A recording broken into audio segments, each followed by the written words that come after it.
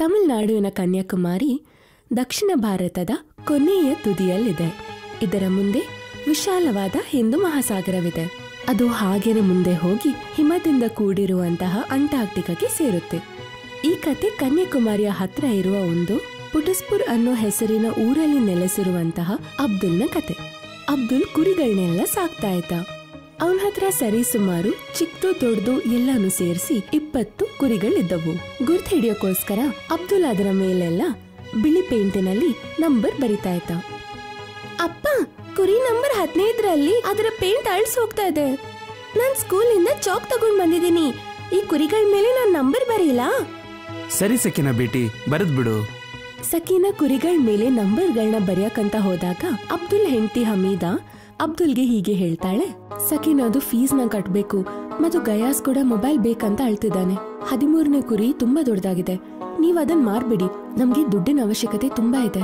ಸರಿ, ನಾನಿವತ್ತು ಸಂಜೆ ಮೋಹಿತ್ ಅಣ್ಣನ ಹತ್ರ ಹೋಗ್ತೇನೆ. ಯಾವ್ದಾದ್ರೂ ಕುರಿ ದೊಡ್ಡದಾದಾಗ ಅಬ್ದುಲ್ ಆ ಕುರಿಗಳನ್ನ ತಗೊಂಡು ಒಂದು ಮಟನ್ ಶಾಪ್ಗೆ ಹೋಗ್ತಾ ಇದ್ದ. ಬಾ ಅಬ್ದುಲ್ಲಾ ಬಾ, ಇವತ್ತೇನ್ ತಂದಿದೀಯಾ? ಇವತ್ತಿನ ಮಾಲು ತುಂಬಾ ಚೆನ್ನಾಗಿದೆ ಅಣ್ಣ. ನನಗಂತೂ ಅದಕ್ಕೆ 15,000 ರೂಪಾಯಿ ಸಿಗ್ಬೇಕು ಮೋಹಿತ್ ಅಣ್ಣ.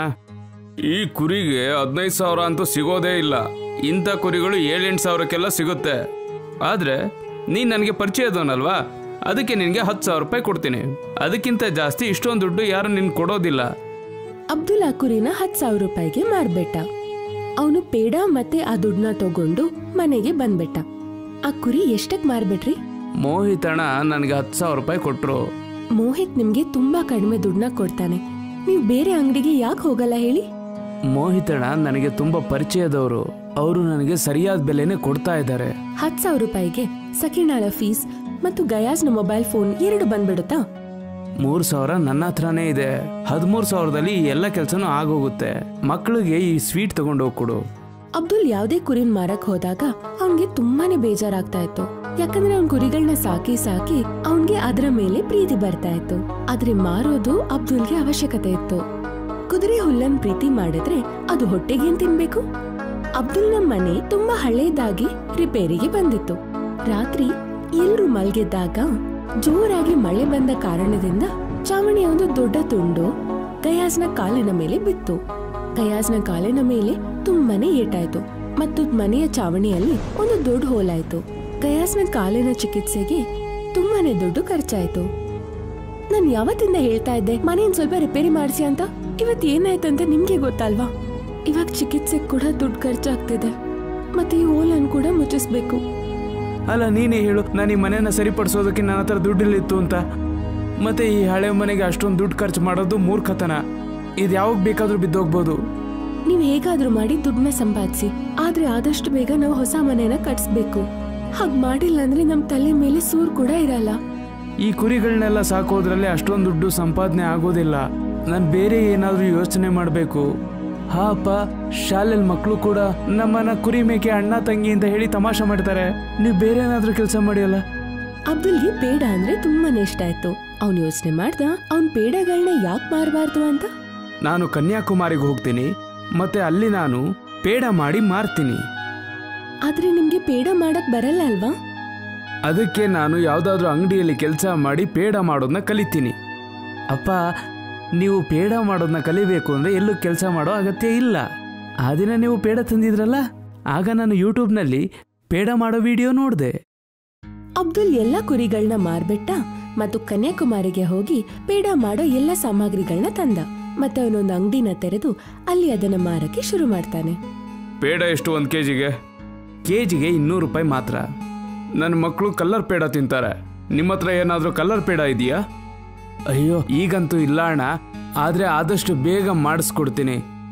ನಿಧಾನಕ್ಕೆ ಅವನ ವ್ಯಾಪಾರ ಹೆಚ್ಚಾಗ್ತಾ ಹೋಗುತ್ತೆ ಮತ್ತು ಅವನ ಅಂಗಡಿ ಸಿಟಿಯಲ್ಲಿ ಅಬ್ದುಲ್ ಪೇಡಾವಾಲಾ ಅಂತ ತುಂಬಾನೇ ಫೇಮಸ್ ಆಗ್ತಾ ಇರುತ್ತೆ. ಯಾವಾಗ ಅಬ್ದುಲ್ ಹತ್ರ ತುಂಬಾ ದುಡ್ಡು ಸೇರುತ್ತೋ ಅವನು ತನಗೋಸ್ಕರ ಅಂತ ಒಂದು ಹೊಸ ಮನೆಯನ್ನ ಕಟ್ಟಿಸ್ತಾನೆ. ಮಕ್ಕಳೇ, ನಿಮ್ಮ ಪರೀಕ್ಷೆಗಳೆಲ್ಲ ಮುಗಿದ ನಂತರ ನಾವು ಶ್ರೀಲಂಕಾಗೆ ಹೋಗೋಣ. ಅಬ್ದುಲ್ನ ಕುಟುಂಬ ಶ್ರೀಲಂಕಾಗೆ ತಿರ್ಗಕ್ಕಂತ ಹೋದಾಗ ಅವರು ತಮ್ಮ ಜೊತೆ ಅವ್ರ ಅಂಗಡಿಯ ಪೇಡಗಳನ್ನ ಕೂಡ ತಗೊಂಡೋದ್ರು. ಅವರು ಶ್ರೀಲಂಕಾದ ಜನರಿಗೆ ಫ್ರೀಯಾಗಿ ಪೇಡಗಳನ್ನ ಕೊಡ್ತಾ ಇದ್ರು. ಹೇಳಿ ಅಣ್ಣ, ನಮ್ಮ ಪೇಡ ಹೇಗಿದೆ ಅಂತ. ನಿಮ್ಮ ಪೇಡದ ರುಚಿ ಅಂತೂ ತುಂಬಾ ಅದ್ಭುತವಾಗಿದೆ. ನಮ್ಮಲ್ಲಿ ಇಲ್ಲಿ ಆಲಿ ಅನ್ನೋ ಒಬ್ಬ ವ್ಯಕ್ತಿ ಪೇಡ ಮಾಡ್ತಿದ್ದಾನೆ. ಆದ್ರೆ ಇವತ್ತು ನನಗೆ ಗೊತ್ತಾಯ್ತು ಅವ್ನು ಮಾಡೋ ಪೇಡದಲ್ಲಿ ಯಾವುದೇ ರುಚಿ ಇಲ್ಲ ಅಂತ. ಅಬ್ದುಲ್ನ ಕುಟುಂಬದವರು ಕೂಡ ಆಲಿಯ ಪೇಡನ ತಿನ್ಬಿಟ್ಟು ನೋಡಿದ್ರು. ಛೀ, ಇದು ಕಹಿ ಅನ್ಸ್ತಾ ಇದೆ. ಇದನ್ನ ನುಂಗಕ್ಕೂ ತುಂಬಾ ಕಷ್ಟ ಆಗ್ತಿದೆ. ಅಪ್ಪ, ಕನ್ಯಾಕುಮಾರಿಯಲ್ಲಿ ನಿಮ್ಮ ಅಂಗಡಿ ತುಂಬಾನೇ ಫೇಮಸ್ ಆಗಿದೆ. ಅಲ್ಲಿನ ಅಂಗಡಿಯಲ್ಲಿ ಕೆಲ್ಸದವ್ರನ್ನ ಬಿಟ್ಟು ನೀವು ಇಲ್ಲೊಂದು ಹೊಸ ಅಂಗಡಿನ ಓಪನ್ ಮಾಡಿ. ನೀನ್ ಸರಿಯಾಗಿ ಹೇಳಿದೆ ಸಕೀನಾ. ಈಗ ನಾನು ನನ್ನ ಬಿಸ್ನೆಸ್ನ ಶ್ರೀಲಂಕಾದಲ್ಲೂ ಮಾಡ್ತೀನಿ. ಅಬ್ದುಲ್ ಭಾರತದಿಂದ ಪೇಡಗಳನ್ನ ತಂದ್ಬಿಟ್ಟ ಮತ್ತು ಶ್ರೀಲಂಕಾದಲ್ಲಿ ಮಾರಕ್ಕೆ ಶುರು ಮಾಡ್ತಾನೆ. ಶ್ರೀಲಂಕಾದಲ್ಲಿ ಕೂಡ ಅಬ್ದುಲ್ನ ವ್ಯಾಪಾರ ತುಂಬಾ ಚೆನ್ನಾಗಿ ಆಗಕ್ ಶುರು ಆಯ್ತು. ಅಲಿಯ ಪೇಡನ್ ತಿನ್ನಲು ಯಾವುದೇ ಜನ ಬರ್ತಾನೆ ಇರ್ಲಿಲ್ಲ. ಅಲಿ ಒಂದು ದಿನ ಅಬ್ದುಲ್ ಹತ್ರ ಹೋಗ್ತಾನೆ. ಅಣ್ಣೋರೇ, ನೀವು ನಿಮ್ ಪೇಡನ ಯಾವ ತರ ತಯಾರು ಮಾಡ್ತೀರಿ? ನಾನು ಅದನ್ನ ನೋಡಿ ಕಲ್ತ್ಕೊಬೇಕು ಅನ್ಕೊಂಡಿದೀನಿ. ನಿಮಗೆ ಸ್ವಾಗತ ಗೆಳೆಯ. ನಾನು ಅದ್ರ ಬಗ್ಗೆ ನಿಮ್ಗೆ ಚೆನ್ನಾಗಿ ಹೇಳ್ಕೊಡ್ತೀನಿ ಮತ್ತೆ ಕಲ್ಸ್ಕೊಡ್ತೇನೆ. ಅಲ್ಲಿ ಅಬ್ದುಲ್ ಪೇಡ ಮಾಡೋ ಎಲ್ಲ ಪ್ರಾಸೆಸ್ನ ನೀಟಾಗಿ ನೋಡ್ತಾನೆ ಇರ್ತಾನೆ. ಅವನ್ಗೇನ್ ಅರ್ಥ ಆಯ್ತು ಅಂದ್ರೆ ವ್ಯತ್ಯಾಸ ಪೇಡಗೆ ಹಾಕೋ ಸಾಮಗ್ರಿಯಲ್ಲೇ ಇತ್ತು ಅಂತ. ಅಬ್ದುಲ್ ಅಣ್ಣ, ನೀವು ಅಷ್ಟೊಂದು ಗುಣಮಟ್ಟದ ವಸ್ತುಗಳನ್ನ ಈ ಪೇಡಗೆ ಯಾಕೆ ಉಪಯೋಗಿಸ್ತಿದ್ದೀರಾ? ಲೋ ಕ್ವಾಲಿಟಿ ವಸ್ತುಗಳನ್ನ ಹಾಕಿ ಪೇಡ ಮಾಡಿ, ಲಾಭ ಜಾಸ್ತಿ ಬರುತ್ತೆ, ಸಂಪಾದನೆ ಹೆಚ್ಚಾಗುತ್ತೆ. ಇಲ್ಲ, ನಾನು ಹಾಗೆ ಮಾಡೋಕ್ಕಾಗಲ್ಲ. ನಾನು ನನ್ನ ಗ್ರಾಹಕರಿಗೆ ಅತ್ಯುತ್ತಮ ಕ್ವಾಲಿಟಿಯ ಪೇಡವನ್ನ ಕೊಡಬೇಕು ಅಂತ ಅಂದ್ಕೊಂಡಿದ್ದೀನಿ. ನೀವು ಕೂಡ ನಿಮ್ಮ ಪೇಡದ ಕ್ವಾಲಿಟಿಯನ್ನ ಸುಧಾರಿಸಿ. ನೋಡು, ನೀನು ಮತ್ತೆ ನಾನು ಸೇರ್ಕೊಂಡು ಲೋ ಕ್ವಾಲಿಟಿಯ ಪೇಡಗಳನ್ನ ಮಾಡಿದ್ರೆ ಯಾರಿಗೂ ಕ್ವಾಲಿಟಿ ಬಗ್ಗೆ ಯಾವ ವಿಷಯನೂ ಗೊತ್ತೇ ಆಗೋದಿಲ್ಲ. ನಮ್ಮಿಬ್ರಿಗೆ ಲಾಭ ಆಗುತ್ತೆ. ನೀನ್ ಹೇಳು, ನಾನ್ ನಮ್ಮ ಇಂಪೋರ್ಟರ್ಸ್ ಹತ್ರ ನಿನ್ ಬಗ್ಗೆ ಮಾತಾಡ್ತೀನಿ. ಅವ್ರು ನಿಂಗೆ ಕಮ್ಮಿ ಮಾಲ್ಗಳನ್ನೆಲ್ಲ ಕೊಟ್ಬಿಡ್ತಾರೆ. ಇಲ್ಲ ಅಣ್ಣ, ನನಗೆ ಕಮ್ಮಿ ಐಟಮ್ಗಳೆಲ್ಲ ಬೇಡ. ಒಂದ್ ವೇಳೆ ಈ ವ್ಯಕ್ತಿ ಇಲ್ಲೇ ಇದ್ರೆ ನನ್ನ ವ್ಯಾಪಾರ ಎಲ್ಲ ಹಾಳಾಗ್ಬಿಡುತ್ತೆ. ಅಲ್ಲಿ ಒಂದ್ ಹೆಂಗಸಿಗೆ ಸ್ವಲ್ಪ ದುಡ್ಡನ್ನ ಕೊಟ್ಟು ಅವಳನ್ನ ಅಬ್ದುಲ್ ಬಳಿಗೆ ಕಳಿಸ್ಬಿಡ್ತಾನೆ. ನನ್ನ ಹತ್ರ ದುಡ್ಡಿಲ್ಲ, ಆದ್ರೆ ನನ್ಗೆ ಮಿಠಾಯಿ ತಿನ್ಬೇಕಂತ ತುಂಬಾನೇ ಆಸೆ ಆಗ್ತಿದೆ. ನೀವ್ ನನ್ಗೆ ಪೇಡನ ಕೊಡ್ಬಹುದಾ? ಹಾ ತಂಗಿ, ನಿಮ್ಗೆ ಎಷ್ಟು ಪೇಡ ಬೇಕು ಅಂತ ಹೇಳಿ. ಅಲ್ಲನ ಆಶೀರ್ವಾದದಿಂದ ನೀವೆಷ್ಟು ಪೇಡ ತಿಂದ್ರೂ ನನಗೆ ಖಂಡಿತ ನಷ್ಟ ಆಗೋದಿಲ್ಲ. ನಿಮ್ ಧ್ವನಿ ನಿಮ್ ಪೇಡದಷ್ಟೇ ಸಿಹಿಯಾಗಿದೆ. ನೀವ್ ನನ್ನ ತಂಗಿ ಅಂತ ಕರಿಬೇಡಿ. ನನ್ನ ಹೆಸರು ರಸೀಲಿ. ನೀವ್ ನನ್ನ ರಸೀಲಿ ಅಂತಾನೆ ಕರೀರಿ. ನಾನ್ ನಿಮ್ಮನ್ ಸ್ವಲ್ಪ ಪರ್ಸನಲ್ ಆಗಿ ಭೇಟಿ ಆಗ್ಬೇಕು. ನೀವ್ ಏನಾದ್ರೂ ಫ್ರೀ ಇದ್ದೀರಾ? ಅಲ್ಲಿಯ ಪ್ಲಾನ್ ಏನಂದ್ರೆ ರಸೀಲಿ ಅಬ್ದುಲ್ನ ಸಿಕ್ಕಾಕ್ಸ್ತಾಳೆ ಅಂತ ಮತ್ತು ಅವನ ಮೇಲೆ ಸುಳ್ಳು ಆಪಾದನೆಗಳನ್ನೆಲ್ಲ ಮಾಡಿ ಅವನ ಹೆಸರನ್ನ ಹಾಳು ಮಾಡಿ ಅವನ್ನ ಜೈಲ್ ಕಳಿಸ್ತಾಳೆ ಅಂತ. ಆದ್ರೆ ಅಲಿಯ ಪ್ಲಾನ್ ಫಲಿಸ್ಲಿಲ್ಲ. ಅಬ್ದುಲ್ ರಸೀಲಿಯ ಮಾತುಗಳನ್ನು ಕೇಳಿಸ್ಕೊಂಡು ಅವಳನ್ನ ಅರ್ಥ ಮಾಡ್ಕೊಳ್ತಾನೆ ಮತ್ತು ಹೇಳುತ್ತಾನೆ, ನಾನೊಬ್ಬ ಮದ್ವೆ ಆಗಿರೋ ವ್ಯಕ್ತಿ, ಆದ್ರಿಂದ ನಾನು ನಿನ್ನ ಒಂಟಿಯಾಗಿ ಭೇಟಿ ಆಗೋದಿಲ್ಲ.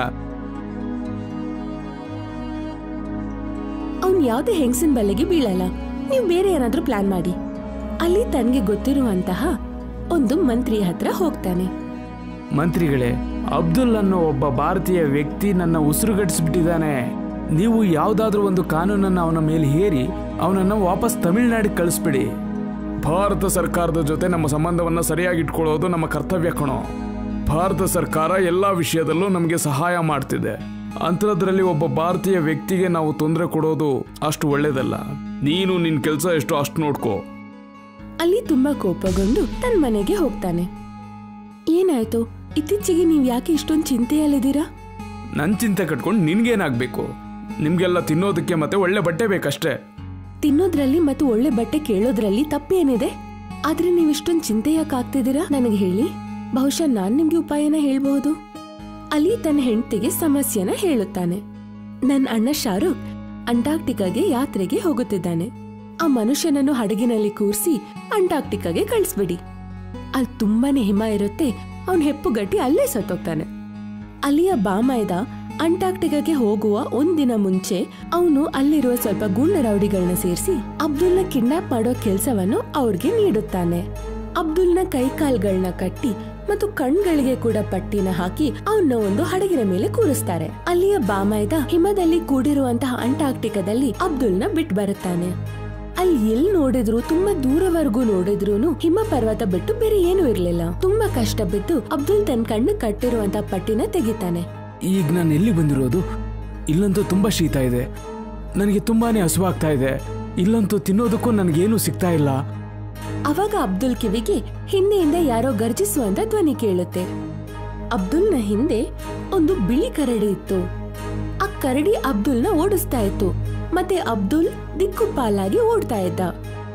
ಅಯ್ಯೋ ದೇವ್ರೆ, ಈ ಕಷ್ಟದಿಂದ ಕಾಪಾಡು ನನ್ನ. ಅಬ್ದುಲ್ ತುಂಬಾ ತಣ್ಣಗಿರೋ ನೀರಲ್ಲಿ ಧುಮುಕ್ತ. ಆಗ ಆ ಬಿಳಿ ಕರಡಿ ಅಬ್ದುಲ್ನ ಬಿಟ್ಬಿಡ್ತು. ಈ ಕರಡಿ ಏನಾದ್ರೂ ತಿನ್ನುತ್ತೆ ಅನ್ಸುತ್ತೆ. ನಾನು ಇದರ ಹಿಂದೆನೆ ಹೋದ್ರೆ ನನಗೂ ಏನಾದ್ರೂ ತಿನ್ನೋದಕ್ ಸಿಗ್ಬೋದು. ಅಬ್ದುಲ್ ಕರಡಿಯ ಹಿಂದೆನೆ ಹೋಗುತ್ತಾನೆ. ಆ ಕರಡಿ ನೆಲದ ಮೇಲೆ ಬಿದ್ದಿರುವಂತ ಇನ್ನೊಂದು ಕರಡಿ ಹತ್ರ ಹೋಗ್ತಾ ಇರುತ್ತೆ. ನೆಲದಲ್ಲಿದ್ದ ಕರಡಿಯ ಹೊಟ್ಟೆಯಲ್ಲಿ ಒಂದು ಗಾಯವಾಗಿರುತ್ತೆ. ಅದರಿಂದ ರಕ್ತ ಬರ್ತಿರುತ್ತೆ. ನಾನು ಆ ಕರಡಿಗೆ ಸಹಾಯ ಮಾಡಬೇಕು. ಅಬ್ದುಲ್ ಭಯ ಪಡ್ಕೊಂಡೆ ಆ ಗಾಯಗೊಂಡಿರುವ ಕರಡಿ ಹತ್ರ ಬರ್ತಾನೆ ಮತ್ತು ತನ್ನ ಬಟ್ಟೆಯಿಂದನೇ ಆ ಕರಡಿಗೆ ಪಟ್ಟಿಯನ್ನ ಕಟ್ತಾನೆ. ಈಗ ಅಬ್ದುಲ್ ಹತ್ರ ಹಾಕೊಳ್ಳಕ್ಕೆ ಶರ್ಟ್ ಕೂಡ ಇರ್ಲಿಲ್ಲ.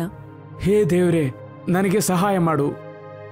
ಆಗ ಅಬ್ದುಲ್ನ ಮುಂದೆ ಒಂದು ದೇವಿ ಪ್ರತ್ಯಕ್ಷವಾಗ್ತಾಳೆ. ನಾನು ಹಿಮದ ದೇವಿ ಐಸ್ನೋ ಅಂತ. ನಾನು ಇಲ್ಲಿರೋ ಪ್ರಾಣಿಗಳನ್ನೆಲ್ಲ ಪಾಲನೆ ಮಾಡ್ತೀನಿ.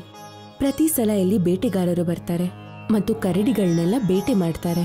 ನೀನೊಂದು ಗಾಯವಾಗಿರೋ ಕರಡಿಗೆ ಸಹಾಯ ಮಾಡ್ತೆ. ನನ್ಗೆ ತುಂಬಾನೇ ಖುಷಿಯಾಗಿದೆ. ಅದಕ್ಕೋಸ್ಕರ ನಾನು ನಿನ್ಗೆ ಒಂದು ವರವನ್ನು ನೀಡುತ್ತೇನೆ.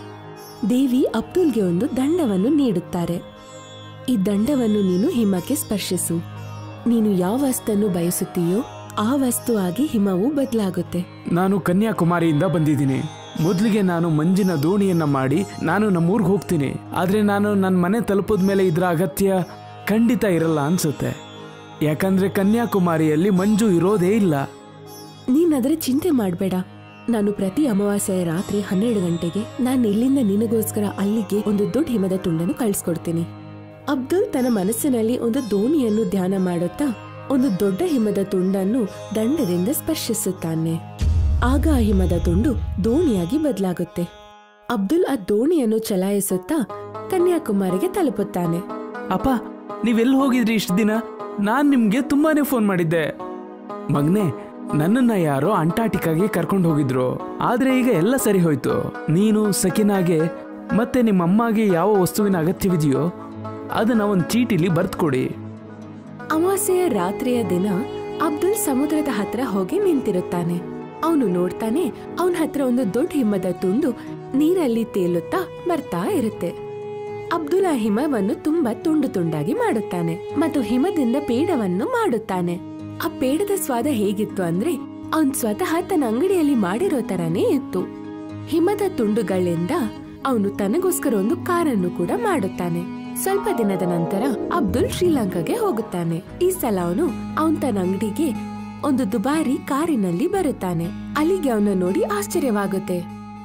ಶಾರುಖ್, ಏನು ನೀನು ಅಬ್ದುಲ್ನ ಅಂಟಾರ್ಟಿಕಾಗೆ ಎತ್ತಾಕೊಂಡು ಹೋಗಿಲ್ವಾ? ನಾನು ಅವನನ್ನ ಅಲ್ಲೇ ಕರ್ಕೊಂಡು ಹೋಗಿದ್ನಲ್ಲ. ಆದ್ರೆ ಅವನು ವಾಪಸ್ ಹೇಗ್ ಬಂದ? ನನಗೇನು ಗೊತ್ತು. ದೋಣಿಯ ಸಹಾಯವಿಲ್ಲದೆ ಸಮುದ್ರನ ದಾಟಿ ಅವನಿಲ್ಲಿ ತನಕ ಹೇಗ್ ಬಂದ ಅಂತ. ಅಬ್ದುಲ್ಗೆ ಈಗ ಪೇಡದ ಯಾವುದೇ ಬರ ಕೂಡ ಇರ್ಲಿಲ್ಲ. ಅವನು ಹಿಮದಿಂದ ಅವನ್ ಎಷ್ಟ್ ಪೇಡ ಬೇಕೋ ಅಷ್ಟ್ ಪೇಡನ್ ಕೂಡ ಮಾಡ್ತಾ ಇದ್ದ. ಅದಕ್ಕೆ ಖರ್ಚು ಕೂಡ ಆಗ್ತಾ ಇರ್ಲಿಲ್ಲ. ಮತ್ತೆ ಅಬ್ದುಲ್ ಅಣ್ಣ ಹೇಗಿದ್ದೀರಾ? ಚೆನ್ನಾಗಿದ್ದೀನಿ ಅಲಿ. ನಿಮ್ ಬಗ್ಗೆ ಹೇಳಿ. ನಾನು ಚೆನ್ನಾಗಿದ್ದೀನಿ. ನಿಮ್ಮ ಪೇಡಾದ ಕ್ವಾಲಿಟಿ ಈಗ ಮುಂಚೆಗಿಂತನೂ ಚೆನ್ನಾಗಿದೆಯಲ್ಲ. ಗಾಜಿನ ತರ ತುಂಬಾ ನಾಜೂಕಾಗಿದೆ. ಖಂಡಿತವಾಗಿಯೂ ಮಂಜಿನ ತರ. ನೀವು ಸರಿಯಾಗಿ ಹೇಳಿದ್ರಿ. ನಾನು ಈ ಪೇಡಾನ ಮಂಜಿನಿಂದನೇ ತಯಾರು ಮಾಡ್ತಿದ್ದೀನಿ. ಪೇಡಾನ ಮಂಜಿನಿಂದ ತಯಾರು ಮಾಡ್ತಿದ್ದೀರಾ? ಅದೇಗ್ ಸಾಧ್ಯ? ಅಬ್ದುಲ್ ಅಲ್ಲಿಗೆ ಹಿಮ ಮತ್ತು ಮಾಯದ ದಂಡದ ಬಗ್ಗೆ ಹೇಳುತ್ತಾನೆ. ಹಾಗಾದ್ರೆ ಅಬ್ದುಲ್ ಅಣ್ಣ, ಆ ದಂಡವನ್ನ ಸ್ವಲ್ಪ ದಿನಕ್ಕೋಸ್ಕರ ನಮಗೂ ಕೊಟ್ಬಿಡಿ. ನಾನು ಮಂಜಿನಿಂದ ಪೇಡ ತಯಾರು ಮಾಡ್ತೀನಿ. ನಾನು ಆ ದಂಡವನ್ನ ನಿಮಗೆ ಕೊಡೋದಕ್ಕಾಗೋದಿಲ್ಲ. ಅದನ್ನೇನಾದ್ರೂ ನೀವೆಲ್ಲಾದ್ರೂ ಕಳೆದು ಬಿಟ್ರೆ ನನಗೆ ಖಂಡಿತವಾಗಿಯೂ ತುಂಬಾ ನಷ್ಟವಾಗ್ಬಿಡುತ್ತೆ. ನೀವು ಒಂದು ಕೆಲಸ ಮಾಡಿ, ಅಮಾವಾಸ್ಯೆಯ ರಾತ್ರಿ ನೀವು ಕನ್ಯಾಕುಮಾರಿಗೆ ಬಂದ್ಬಿಡಿ. ನಾನು ಮಂಜಿನಿಂದ ಪೇಡ ತಯಾರು ಮಾಡ್ತೀನಿ ಮತ್ತೆ ಅದನ್ನ ನಿಮ್ಗೆ ಕಡಿಮೆ ಬೆಲೆಯಲ್ಲಿ ಕೊಡ್ತೀನಿ. ಅದರಿಂದ ನಿಮ್ ಜೀವನಾನು ಚೆನ್ನಾಗಿ ಸಾಗುತ್ತೆ. ನಾನು ಇವನನ್ನ ಅಂಟಾರ್ಟಿಕಾಗೆ ಸಾಯೋದಕ್ಕೆ ಕಳಿಸ್ದೆ. ಆದ್ರೆ ಇವನು ವರ ತಗೊಂಡು ವಾಪಸ್ ಬಂದಿದ್ದಾನೆ. ಈಗ ನನ್ ಮೇಲೇನೆ ದಯೆ ತೋರಿಸ್ತಾ ಇದ್ದಾನೆ. ನಾನು ಅಂಟಾರ್ಟಿಕಾಗೆ ಹೋಗ್ತೀನಿ. ಆ ದೇವಿ ಹತ್ರ ಆ ದಂಡನ ವರ ಪಡ್ಕೊಂಡ್ ಬರ್ತೇನೆ. ಅಲ್ಲಿ ತನ್ನ ಬಾಮೈದ ಶಾರುಖ್ ಜೊತೆಗೆ ಅಂಟಾರ್ಟಿಕಾಗೆ ಹೋಗುತ್ತಾನೆ. ಶಾರುಖ್, ನೀನೊಂದು ಕರಡಿಗೆ ಜೋರಾಗಿ ಗಾಯ ಮಾಡಿಬಿಡು. ನಾನು ಆ ಕರಡಿಗೆ ಸಹಾಯ ಮಾಡ್ತೀನಿ. ಆಗ ದೇವಿ ಪ್ರಸನ್ನಳಾಗಿ ನನಗೆ ವರ ಕೊಡ್ತಾಳೆ. ಮತ್ತೆ ನಾನು ಕೂಡ ಅಬ್ದುಲ್ ನಂತರ ಶ್ರೀಮಂತನಾಗ್ಬಿಡ್ತೀನಿ. ಶಾರುಖ್ ಒಂದ್ ಕರಡಿಗೆ ಅದರ ಹೊಟ್ಟೆಯ ಮೇಲೆ ಆಯುಧದಿಂದ ಗಾಯ ಮಾಡುತ್ತಾನೆ. ಅಲ್ಲಿ ಆ ಕರಡಿ ಹತ್ರ ಹೋಗ್ತಾನೆ ಮತ್ತೆ ಅದಕ್ಕೆ ಚಿಕಿತ್ಸೆಯನ್ನು ಕೂಡ ಮಾಡುತ್ತಾನೆ. ಆಗ ಅಲ್ಲಿ ಹಿಮದ ದೇವಿ ಪ್ರತ್ಯಕ್ಷವಾಗ್ತಾಳೆ. ನಾನ್ ನಿಮ್ ಮಾತುಗಳನ್ನೆಲ್ಲ ಕೇಳಿಸ್ಕೊಂಡೆ. ನೀನು ನನ್ ವರವನ್ನು ಪಡೆಯಲು ಬೇಕಂತ ಆ ಕರಡಿಗೆ ನೋವನ್ನು ಉಂಟು ಮಾಡಿದ್ಯಾ, ನಿನ್ಗೆ ಶಿಕ್ಷೆ ಸಿಗುತ್ತೆ. ದೇವಿ 4 ಕರಡಿಗಳನ್ನ ಅಲ್ಲಿಯ ಹಿಂದೆ ಕಳಿಸ್ಬಿಡ್ತಾಳೆ. ಅಲ್ಲಿ ತನ್ನ ಪ್ರಾಣವನ್ನು ಉಳಿಸಲು ಒಂದು ತಣ್ಣಗಿರೋ ನೀರಲ್ಲಿ ಧುಮುಕ್ತಾನೆ. ಅಯ್ಯೋ, ಯಾರಾದ್ರೂ ಇಲ್ಲಿಂದ ನನ್ನನ್ನು ಕಾಪಾಡಿ, ಈ ಕರಡಿನ ನನ್ನ ಆಚೆ ಬರೋದಕ್ಕೆ ಬಿಡ್ತಾನೆ ಇಲ್ಲ. ನನ್ನ ಕ್ಷಮಿಸ್ಬಿಡು ದೇವಿ, ನನ್ನನ್ನ ಇಲ್ಲಿಂದ ಆಚೆ ಕಳಿಸು, ನಾನ್ ಮನೆಗೆ ಹೋಗ್ಬೇಕು. ಹೀಗೆ ಅಲ್ಲಿ ತಾನ್ ಮಾಡಿರೋ ತಪ್ಪುಗಳಿಗೆ ಶಿಕ್ಷೆನ ಅನುಭವಿಸ್ತಾನೆ. ಕೋಲಾಪುರದ ಊರಿನಲ್ಲಿ ಸಂವಾದಕ ತನ್ನ ಹೆಂಡತಿ ಮತ್ತು ಮಕ್ಕಳ ಜೊತೆಗೆ ಇದ್ದ. ಕೋಲಾಪುರದಲ್ಲಿ ತುಂಬಾನೇ ಶೆಕೆ ಇದ್ದ ಕಾರಣ ಜನರೆಲ್ಲ ಜಾಸ್ತಿ ಮನೆ ಒಳಗಡೆನೆ ಇರ್ತಿದ್ರು. ಎಷ್ಟೊಂದು ಶೆಕೆ ಆಗ್ತಿದೆ, ನಾನ್ ನರಕದಲ್ಲಿದ್ದೀನಿ ಅನ್ನಿಸ್ತಿದೆ. ಏನ್ರಿ ನೀವು ಯಾವಾಗ್ಲೂ ನರ್ಕ ಅದು ಇದು ಅಂತ ಮಾತಾಡ್ತಾನೆ ಇರ್ತೀರಾ? ಸ್ವಲ್ಪ ದಿನ ಅಷ್ಟೇ, ಆಮೇಲೆ ಎಲ್ಲ ಸರಿ ಹೋಗುತ್ತೆ. ಇದಂತೂ ನೀನು 1 ತಿಂಗಳಿಂದ ಹೇಳ್ತಾ ಇದ್ಯಾ. ಇವತ್ ತಿಂದ್ಬಿಡು, ಇಲ್ಲಾಂದ್ರೆ ನಾಳೆ ನಮಗ್ ಅದು ಸಿಗಲ್ಲ. ಬೇರೆ ಹಳ್ಳಿ ಮತ್ತೆ ಕೆಲ್ಸದವ್ರ ತರ ನಮಿಗೂ ಕೂಡ ಖುಷಿ ಇರ್ಬೇಕಿತ್ತು. ಬೇರೆ ಹಳ್ಳಿಲಿರೋ ಗಂಡಸರು ಯಾವಾಗ್ಲೂ ಕೆಲ್ಸ ಮತ್ತೆ ಕಷ್ಟ ಪಡ್ತಿರ್ತಾರೆ, ನಿಮ್ ತರ ಅಲ್ಲ. ಮನೇಲಿ ಕೂತ್ಕೊಂಡು ಬಿಟ್ಟಿ ಊಟ ಮಾಡೋದಿಲ್ಲ. ನೀನ್ ಯಾವಾಗ್ಲೂ ನನಗೆ ಆಡ್ಕೊಂಡೆ ಖುಷಿಯಾಗಿರೋ, ನನಗೆ ಯಾವತ್ತೂ ನೀನ್ ಸ್ವಲ್ಪನೂ ಹೊಗಳಲ್ಲ. ಹೊಗಳು ಅಂತ ಕೆಲ್ಸ ನಂದ್ರು ಮಾಡಿ ಸ್ವಲ್ಪ. ಸಂವಾದ್ ತನ್ನ ಪತ್ನಿ ಭಾಗ್ಯನ ಜೊತೆಗೆ ಜಗಳ ಮಾಡಿ ಮನೆಯಿಂದ ಹೊರಗಡೆ ಹೋಗ್ತಾನೆ. ಏನಣ್ಣ, ಏನ್ ಮಾಡ್ತಾ ಇದ್ಯಾ ಇಲ್ಲಿ? ತುಂಬಾ ಹೊರಟ ನೀನು. ಯಾವಾಗ್ಲೂ ಊರಲ್ಲಿ ಎಲ್ಲ ಆದ್ಮೇಲೆ ಬರ್ತೀಯ ಕೊನೆಗೆ. ಏನಾಯ್ತು ಅನ್ನೋದನ್ನ ಮೊದ್ಲು ಹೇಳು, ಜಾಸ್ತಿ ಮಾತಾಡ್ಬೇಡ. ಅಲ್ ನೋಡು, ಶೇರು ಸಿಟಿಯಿಂದ ಐಸ್ ಗಡ್ಡೆ ತಂದಿದ್ದಾನೆ, ಮತ್ತೆ ಹಳ್ಳಿ ಜನಗಳಿಗೆ ಪುಕ್ಷಟ್ಟೆ ಕೊಡ್ತಾ ಇದ್ದಾನೆ. ಹೋಗು, ನೀನು ಹೋಗಿ ಇಸ್ಕೋ. ಆಮೇಲೆ ಇನ್ನೊಂದ್ ಸ್ವಲ್ಪ ಇಸ್ಕೊಂಡ್ ಹೋಗಿ ನಿನ್ ಹೆಂಡತಿಗೂ ಕೊಡು. ಕೊನೆ ಪಕ್ಷ ಅವಳು ಅದ್ರಿಂದನಾದ್ರೂ ಖುಷಿ ಪಡ್ಲಿ, ಯಾಕಂದ್ರೆ 1 ಮೊಳ ಹೂವು ಕೊಡಿಸ್ದವನಲ್ಲ ನೀನು. ಸಂವಾದ್ ಈ ಸುದ್ದಿ ಕೇಳಿದ ತಕ್ಷಣ ಶೇರುವಿನ ಹತ್ರ ಓಡ್ ಹೋಗ್ತಾನೆ. ಹಾಗೂ ಅವನ ಹತ್ರ ಕೇಳ್ತಾನೆ, ಅಣ್ಣ ಶೇರು ಅಣ್ಣ, ಇಷ್ಟೊಂದು ಐಸನ್ನ ನೀನು ಎಲ್ಲಿಂದ ತರ್ತಾ ಇದ್ಯಾ? ನೋಡಿ ತುಂಬಾ ಖುಷಿ ಆಗ್ತಾ ಇದೆ. ನೀನು ಊರ್ನವರಿಗೆ ಸಹಾಯ ಮಾಡೋದನ್ನ ನೋಡಿ. ಜಾಸ್ತಿ ಮಸ್ಕ ಹೊಡಿಬೇಡ, ಐಸನ್ನ ತಗೊಂಡ್ ಹೋಗು, ನಂಗೆ ನೀನ್ ದುಡ್ಡು ಕೊಡೋದ್ ಬೇಡ. ಅಲ್ಲ, ನಮಗ್ ಕೇವಲ ಇಷ್ಟ ಹೇಳಿ ನೀವ್ ಇದನ್ನ ಎಲ್ಲಿಂದ ತರ್ತಾ ಇದ್ದೀರಾ? ನಾನ್ ನಿನಗ್ ಮತ್ತೆ ಹೇಳ್ತಾ ಇದ್ದೀನಿ, ಮಾವಿನ ಹಣ್ಣು ತಿನ್ನೋ, ಬೀಜನ ಯಾಕೆ ಎಣಿಸ್ತಾ ಇದೀಯಾ? ಆ ಸಮಯದಲ್ಲಿ ಸಂವಾದ್ ಸುಮ್ಮನೆ ಆ ಐಸನ್ನ ತಗೊಂಡು ತನ್ನ ಮನೆಗೆ ಹೋಗ್ತಾನೆ. ಹಾಗೂ ತನ್ನ ಪತ್ನಿ ಭಾಗ್ಯನ ಜೊತೆಗೆ ಆ ಐಸನ್ನ ನೀರಲ್ಲಿ ಬೆರೆಸಿ ಖುಷಿಯಿಂದ ಕುಡಿತಾನೆ. ಶೇರು ಖಂಡಿತವಾಗ್ಲೂ ತುಂಬಾ ಒಳ್ಳೆ ವ್ಯಕ್ತಿ ರೀ. ಜನಗಳಿಗೆ ಐಸ್ ಗಡ್ಡೆ ಕೊಟ್ಟು ಅವ್ರ ದಾಹ ತೀರಿಸ್ತಾ ಇದ್ದಾನೆ. ಇಲ್ಲ ಅಂದ್ರೆ ಈ ಬೇಸಿಗೆಯಲ್ಲಿ ನಮ್ ಗತಿ ಏನಾಗ್ತಾ ಇತ್ತೋ ಗೊತ್ತಿಲ್ಲ. ಇದಕ್ಕೂ ಮುಂಚೆ ನೀನ್ ಹೇಳ್ತಾ ಇದ್ದೆ ಈ ಬೇಸ್ಗೆ ಸ್ವಲ್ಪ ದಿನದಲ್ಲೇ ಆಗ್ ಹೋಗ್ಬಿಡುತ್ತೆ ಅಂತ. ನಿನ್ ಮನ್ಸು ಕೂಡ ಈ ಐಸ್ ತರ ಅವಾಗ ಇವಾಗ ಚೇಂಜ್ ಆಗ್ತಾ ಇರುತ್ತೆ. ಮಾರನೇ ದಿನ ಸಂವಾದ್ ಶೇರುವನ್ನ ಹಿಂಬಾಲಿಸ್ತಾ ಹೋಗ್ತಾನೆ. ಹಾಗೂ ಅವನ ಜೊತೆಗೆ ಆ ಐಸಿನ ಜಾಗಕ್ಕೆ ಹೋಗ್ಬಿಡ್ತಾನೆ. ಅಲ್ಲಿ ಹೋಗಿ ನೋಡ್ತಾನೆ, ಅವನು ಯಾರೋ ಗೊತ್ತಿಲ್ದಿರುವಂತಹ ವ್ಯಕ್ತಿಯ ಜೊತೆಗೆ ಮಾತನಾಡ್ತಾ ಇರೋದನ್ನ. ನಡ, ಇನ್ನ ಸ್ವಲ್ಪ ದಿನ ಐಸನ್ನ ಕೊಟ್ಬಿಡು, ನಾನ್ ನಿನಗೆ ಕೈ ಮುಗಿತೀನಿ. ಇದ್ರಿಂದ ನನಗೆ ನಮ್ಮ ಊರಲ್ಲಿ ಸ್ವಲ್ಪ ಜಾಸ್ತಿ ಗೌರವ ಸಿಗುತ್ತೆ. ಅದರಿಂದ ನಾನು ಊರಿನ ಮುಖ್ಯಸ್ಥ ಆಗ್ಬೋದು. ಸರಿ ಸರಿ ನೋಡು, ಇದು ಕೊನೆ ಬಾರಿ ಕೊಡ್ತಾ ಇರೋದು. ಇದಾದ್ಮೇಲೆ ನಾನ್ ನಿನಗೆ ಯಾವುದೇ ಐಸನ್ನ ಕೊಡೋದಿಲ್ಲ. ತಗೊಂಡು ಸುಮ್ನೆ ಇಲ್ಲಿಂದ ಹೊರಟೋಗ್ಬಿಡು. ಬೆಳಗ್ಗೆನೆ ಬಂದ್ಬಿಡ್ತಾರೆ ನನ್ ತಲೆ ತಿನ್ನೋದಕ್ಕೆ. ನೀನ್ ಹೇಳ್ದಾಗೆ ಆಗ್ಲಿ, ಆದ್ರೆ ಈ ಸಲ ಸ್ವಲ್ಪ ನನಗೆ ಜಾಸ್ತಿ ಕೊಡು. ಶೇರು ಹಾಗೂ ಐಸನ್ನ ಕೊಡುವವನ ಮಾತನ್ನ ಸಂವಾದ್ ತುಂಬಾ ಚೆನ್ನಾಗಿ ಅರ್ಥ ಮಾಡ್ಕೋತಾನೆ. ಶೇರುವಿನ ಬಗ್ಗೆ ತುಂಬಾ ಚೆನ್ನಾಗಿ ಗೊತ್ತಾಗಿತ್ತು. ಶೇರು ಅಲ್ಲಿಂದ ಹೋದ ತಕ್ಷಣ ಸಂವಾದ್ ಆ ಐಸವನ ಹತ್ರ ಹೇಳ್ತಾನೆ, ನಾನ್ ಏನ್ ಹೇಳ್ತಾ ಇದೀನಂದ್ರೆ ನನ್ ಮಾತ್ ಯಾಕೆ ಕೇಳಲ್ಲ ನೀವು? ಅಲ್ಲ, ನೀನ್ ಏನಾದ್ರು ಹೇಳಿದ್ರೆ ತಾನೇ ನಾನ್ ಕೇಳಕ್ಕೆ.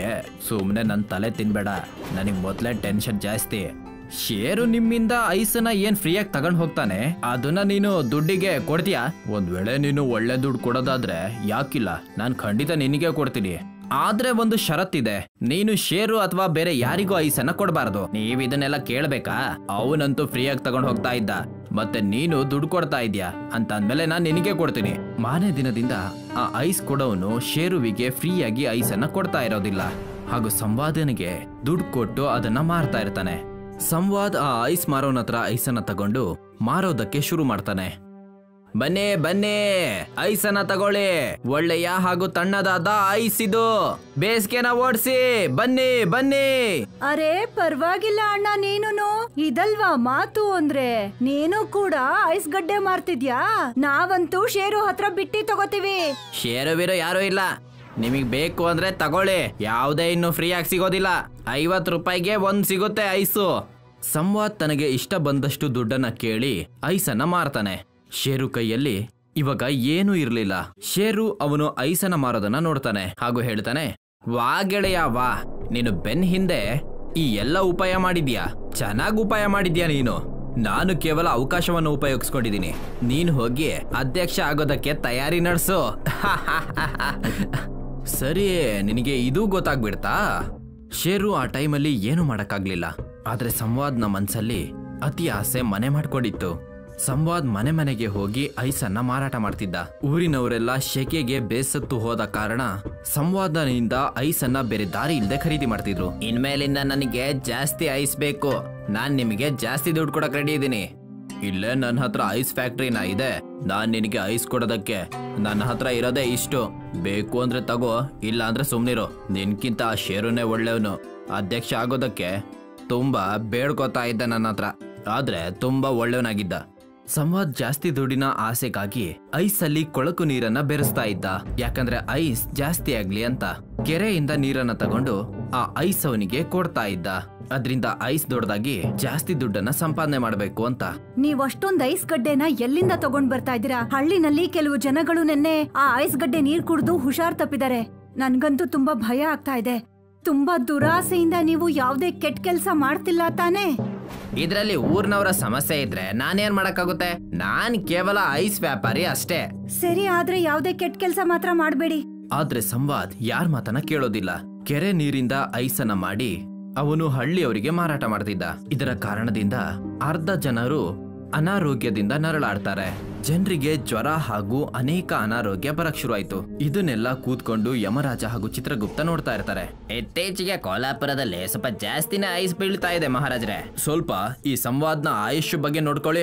ಇವಾಗಂತೂ ಅವನ ಜೀವನದಲ್ಲಿ 40 ವರ್ಷ ಬಾಕಿ ಉಳಿದಿದೆ ಮಹಾರಾಜರೇ. ನಾವು ಆಯುಷ್ಯನ ವಿರುದ್ಧ ಅಂತೂ ಹೋಗಕ್ಕಾಗಲ್ಲ. ನಾವು ಹಿಂದಿನ ಬಾರಿ ಹಾಗೆ ಪೃಥ್ವಿ ಲೋಕಕ್ಕೆ ಹೋಗ್ಲೇಬೇಕು ಹಾಗೂ ಅವನಿಗೆ ಪಾಠ ಕಲಿಸ್ಲೇಬೇಕು.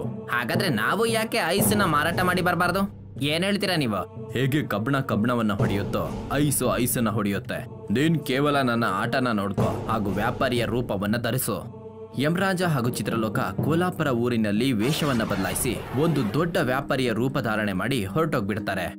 ನಾವೇನ್ ಮಾಡ್ಬೇಕು ಮಹಾರಾಜರೇ? ನಾವಿಲ್ಲಿ ದೊಡ್ಡ ಐಸಿನ ಪರ್ವತವನ್ನ ಮಾಡೋಣ. ಅತಿ ಆಸೆಗೆ ಒಳಪಟ್ಟು ಇಲ್ಲಿಗೆ ಸಂವಾದ ಖಂಡಿತ ಬರ್ತಾನೆ.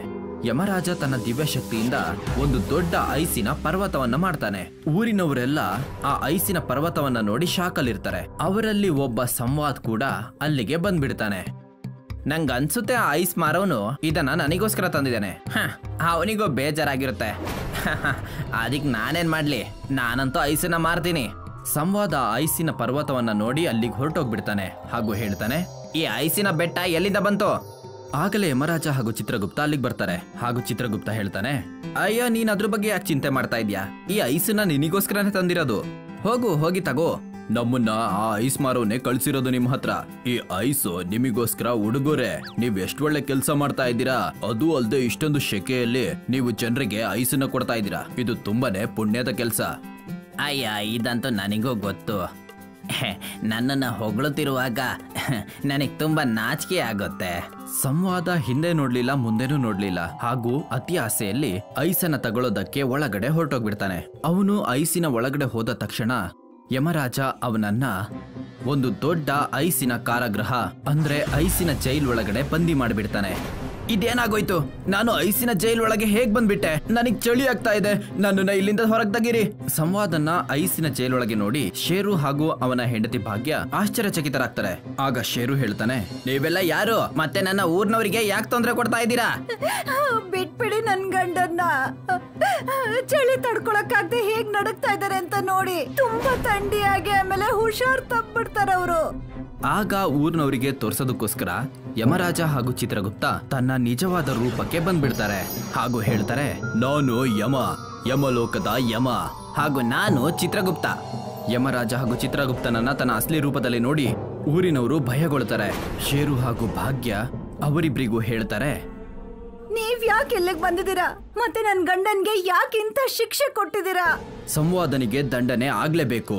ಆಗ ಯಮರಾಜ ಹಾಗೂ ಚಿತ್ರಗುಪ್ತರು ಎಲ್ಲ ನಿಜವನ್ನ ಊರ್ನವರಿಗೆ ಹೇಳ್ತಾರೆ. ನನ್ನ ಬಿಟ್ಬಿಡಿ, ಚಳಿಯಿಂದ ನನಗೆ ಆಗ್ತಾ ಇಲ್ಲ. ನಾನು ನನ್ನ ತಪ್ಪನ್ನ ಒಪ್ಕೋತೀನಿ. ಇನ್ ಮುಂದೆ ಹೀಗೆಲ್ಲ ಮಾಡಲ್ಲ. ಕೃಪೆ ಮಾಡಿ ದೇವ, ನೀವು ದೇವ್ರು. ಪ್ರತಿಯೊಂದು ನೀವೇ. ನನ್ನ ಗಂಡನ ಪ್ರಾಣನ ಭಿಕ್ಷೆಯಾಗಿ ಕೊಡಿ ಮಹಾರಾಜ. ನನಗ್ ವಿಧವೆ ಆಗೋದಕ್ಕೆ ಇಷ್ಟ ಇಲ್ಲ.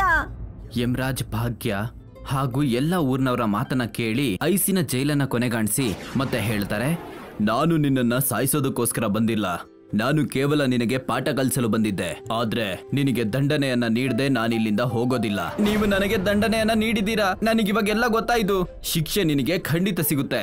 ಇನ್ಮೇಲಿಂದ ನೀನು ಯಾವುದೇ ಐಸನ್ನ ಮುಟ್ಟಿದ್ರೆ ಅದನ್ನ ಮುಟ್ಟಿದ ತಕ್ಷಣ ನಿನಗೆ ಕರೆಂಟ್ ಶಾಕ್ ಹೊಡೆದು ಬಿಡುತ್ತೆ. ಇಷ್ಟನ್ನ ಹೇಳಿ ಯಮರಾಜ ಹಾಗೂ ಚಿತ್ರಗುಪ್ತ ಅಲ್ಲಿಂದ ಮಾಯವಾಗಿ ಹೋಗ್ತಾರೆ. ಸಂವಾದ್ಗೆ ಅವನ ಶಿಕ್ಷೆ ಸಿಕ್ಬಿಡುತ್ತೆ ಹಾಗೂ ಅವನು ತನ್ನ ಪತ್ನಿಯ ಜೊತೆಗೆ ಶಾಂತಿಯಿಂದ ಇರ್ತಾನೆ. ಊರಿನವರೆಲ್ಲ ಸೇರಿ ಶೇರುವನ್ನ ಊರಿನ ಮುಖ್ಯಸ್ಥನನ್ನಾಗಿ ನೇಮಕ ಮಾಡ್ತಾರೆ ಹಾಗೂ ಅವರು ಸುಖವಾಗಿ ಇರ್ತಾರೆ.